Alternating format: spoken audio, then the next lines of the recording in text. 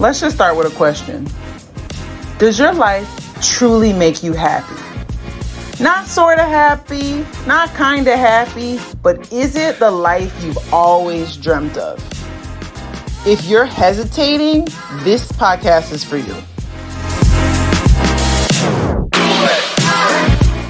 Many of us are living lives that we're settling for instead of lives that light us up. This podcast will help you learn how to overcome your own fears, how to keep dreaming those big, bold dreams that you're having, but to also take action so that you can have the life you've always yearned for. Welcome to the Amara Brown Show. Thank you for being here. Let's get this party started.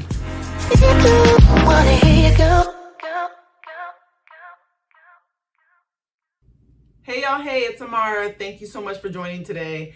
And I am really excited about today's topic. Today we are going to be talking about this idea of going to external places for decisions and choices that we need to make in our lives, looking for affirmation outside of ourselves.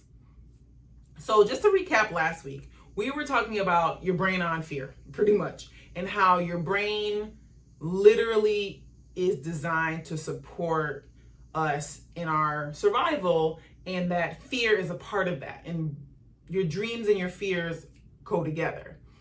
So this week I want to kind of talk about what we all do as humans. It's very interesting how we have so many similarities in our behaviors and how our bodies work, yet there's so much diversity in the world, not just like physical diversity, but just how we show up. So I want to talk about something that I have struggled with most of my life. It's clothes shopping. So when I was a kid, I'm actually very tall. If you haven't met me in person, I'm 6 feet tall. So I'm a very tall woman. I'm taller than the average man in the US.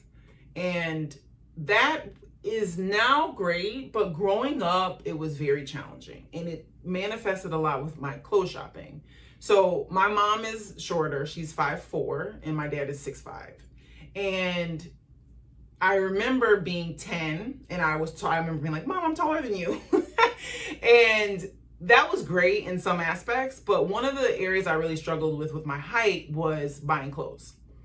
And in 1995, when I was 10, it was not easy to find clothing because we didn't have tall pants back then. That was not a thing at all. It was like you either shopped at Limited, which was for adult women, or you shopped at Limited 2, which is for young girls.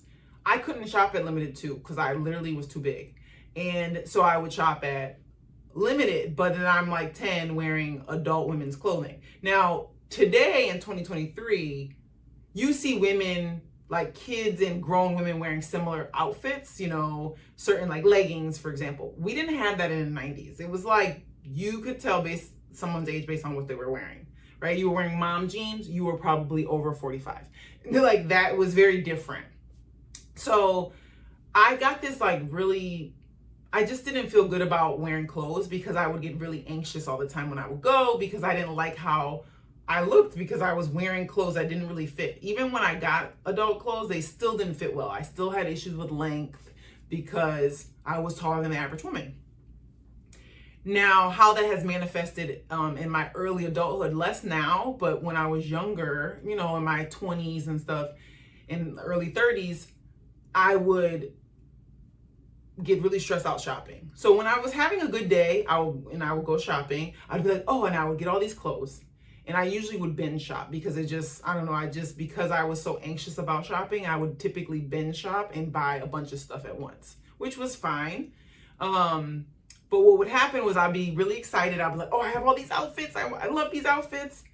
And then simultaneously, which we talked about last week, I would get really doubtful and have all these negative emotions around, oh, maybe I shouldn't buy this. Maybe it won't look as good, or, oh, maybe I will never wear it. I would just make up all these reasons.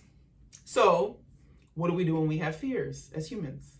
We look for affirmations, typically outside of ourselves. So what I would do, call my mom. I would call my mom and she would basically say, oh, you should buy it. She would give me that affirmation. And sometimes I would even call my grandma when she was alive and she would say to me, Baby, you work hard for your money, right? And I was like, yeah, grandma. She's like, so then why can't you spend it? Now save a little so you have a little extra, but spend it. And the thing is, I would specifically call them for a reason. And we all do this. You typically go to people who you know are going to give you the answer you want. That is how our brains work. When we're fearful, we want to look for answers, right? So we go start looking outside of ourselves instead of looking internally, because we have learned to distrust our feelings about things. So if I'm standing in a store and I feel good in these clothes, why am I then asking my mother, who's not there, typically, what I should do? I'm the one having the experience. I feel what it feels in the clothing. I know what I want, but yet I'm going outside of myself. There's a reason we do this, because we don't trust our feelings. Many of us do not trust our feelings because we have learned that. Now, you might be like, oh, I trust my feelings. Okay. I'm not trying to make you feel some type of way, but do you trust crying? If you start crying, how do you feel about that? If you start crying in front of somebody, what does that make you, what happens? Do you start saying, oh, I'm sorry? Do you apologize for it? Do you beat yourself up for doing it? Why? Now, the funny thing is we don't do this with like laughing, which is it's also an emotion and an external experience. When we're laughing, we don't say, oh girl, why are you laughing? Stop laughing. Yeah, maybe that happens if something bad is going on, like, someone gets injured and then someone's laughing. Okay. But like on a typical day to day, you laugh. No one's like, stop laughing.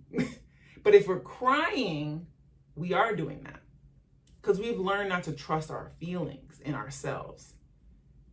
Have you ever watched kids just at a playground or just living their lives, or you see a parent struggling with their kid in a grocery store? As children, we are in the world and we come in and we're just living our best lives. Literally, little kids are living their best life. They're eating snacks, playing, snapping. They're having the best lives ever. But what happens is when they're doing things and emoting feelings, they're told to stop. They start screaming because they're excited. Stop screaming, we're in the store. Example. Don't do that. All these things. Shh, we're somewhere. Don't scream like that. Why, if they're happy? Because we have decided what is allowed and what is not allowed, what feelings are okay and what feelings are not okay. That's problematic because you can't now, then you've learned to distrust yourself. You don't trust your own feelings. You're looking for external experiences. So children are raised, I have these emotions, they feel good to me, so I emote them, or they feel bad, I cry. Stop crying, I'll give you something to cry about. Have you heard that? I have. So we have emotions as children. We learn that those emotions are not okay. They're not allowed, and we have to look to other people to tell me how I feel. Look, like when a kid falls and hurts themselves, they look at their parent immediately. That's an example. How should I respond right now? If the parent's like, oh, you're good, get up.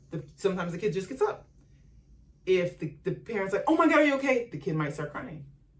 Now, what really should happen is the kid should be like, do I hurt? Am I hurting? Yes, I cry because it hurts. Am I not hurting? Okay, cool, get up. But what's happening is we learn to look at someone else to validate our emotions and our feelings and what we really feel inside. And then what happens is we grow up and we become adults that then don't know how to trust ourselves. And that is what we're doing when we have fear. When you have fear about a decision, instead of sitting with it and feeling it and understanding, why do I feel this fear? And start questioning it, what you do is you start making lists, pros and cons. You start asking people. You start over communicating with other people about it. You don't trust yourself. And I'm not saying that I'm better than you because I've done it before too. I have just gotten to a place where I learn I don't do it as often, if ever. I go inside. You know what you need because you are a part of God, the creator, universe, whatever source you believe in. You and that person or that being have a tie that nobody else is a part of. And your life is totally different than my life. So in a lot of ways, I can't tell you how you feel because I'm not inside of you. And we all have had experiences when we feel something really deeply that we cannot put our hand, like we can't explain to someone. A lot of times people talk about that with love, right? You can't explain that to someone. It's only experienced internally. So this is what's happening with us, is that we're literally going outside of ourselves to make decisions about our lives. That's not how it should work. You need to go inside to figure out what you want, what your dream is, how to get there. But the thing is that you don't know how to trust yourself yet. A lot of us have learned to distrust our own feelings and our own beliefs because this is literally the society, unfortunately, we're living in. But things can change. I've done it, and I know you can. I'm here to teach you, right? That's why I'm here. So the biggest thing that I want to say about this is that in order for you to start trusting your feelings, you have to really get in touch with what you want and then start getting curious about the fear that shows up. And a lot of us do not know how to do that, how to make a choice internally, because we're so used to external. Now, I'm not saying you should never ask for feedback, because that's not what I'm saying. Feedback is different than help me make a decision, right? Saying, oh, I acted this way, how should I, what do you think about that? I go to friends I have one girlfriend who's like my accountability partner all the time, who I go to and ask about certain things I might have said or things like that. But I don't need her to make a choice about my life though either, right? Now, a good friend or someone who's maybe in touch with their feelings, what they'll do is they might ask you questions, because questions will help you distinguish what you want. However, you have to know what you want and you have to feel it. And a lot of us just don't know where to go. And that's why you stop moving towards the dreams, because you have a dream, then you have excitement, positive emotions, excitement, joy, bliss. You also have negative emotions, fear, worry, doubt. And once you feel that, instead of exploring it, what you do is you go to someone else and ask them what they think. And they're responding based on what they would do, not based on what you should do, because your life is different than their life. And then what you do, you either don't do it because you're scared, most likely that's what you're doing, or you're worried about the judgment from other people. And then what happens is we just don't go after our dreams. We're not joyful. We're settling for lives we don't want. And then we're in this constant cycle. And we need to break out of that cycle so that we can really live the most joyous life we can. Now, how do you do that? How do you get in tune with your feelings? I will be teaching this in my workshop series, The Happy Hack. Discover how to achieve your dream life without the fear of failure. Now, we're going to talk about more than just the fear of failure, but in this, we're going to be talking about how to feel what you need to feel to make decisions about your dream life. Because again, once you have the fear, then you have to know how to deal with the fear and trust your decision. I would love if you would join, because I know that it's going to help you. If you have a dream that you are sitting on, that you've been waiting to go for, that you just know it is for you, but you're afraid of judgment, of being selfish, of just like, will I fail at doing this? And you've been asking other people about it, you haven't trusted yourself in it, this is for you. This is a free workshop that I know will help you. So if you go to the show notes, you can join the wait list. It's going to be on September 19th, but we're going to send out the information like a week before. And I would love for you to join, because I know it's going to help you. And this is going to be something that will start to push you towards the right direction of your dreams. I don't know what your dream is. The reason why I just say dream is because I don't know if you want what you want specifically, right? I've had a lot of dreams that I manifested because I'm able to work through this framework that I have. And you can too. You can do it with anything because I've done it with anything. And I'm ready to teach you how to do it. So go sign up. Also, don't think I forgot, we have a homework assignment. Every week, I'm going to give you a little bit something to do. So, activity that I want you to try. Over the next week, before the next podcast, right? I want you to just look at your decision making. Look at how you make decisions and who do you go to and why do you go to that person? Really think about it. Because we are all doing this because, again, our brains are designed this way for fear. And we haven't necessarily learned how to manage fear in the best way. And I'm here to help you do that. So really go try this out. Just like get curious about who you ask, why you ask, when you ask, what are you asking about? Journal it, write it down. I just want you to get curious about it. All right.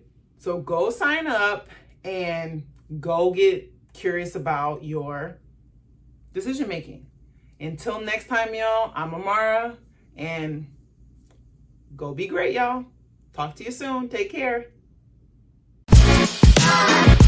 Thank you so much for tuning in to today's episode. I am so grateful for your time and your energy around this podcast. If you'd like to subscribe, I highly recommend it so that you won't miss an episode. Anything that I mentioned will be in the show notes, so go check those out. And until next time, dream big, be bold, and choose your happy. Thank you so much.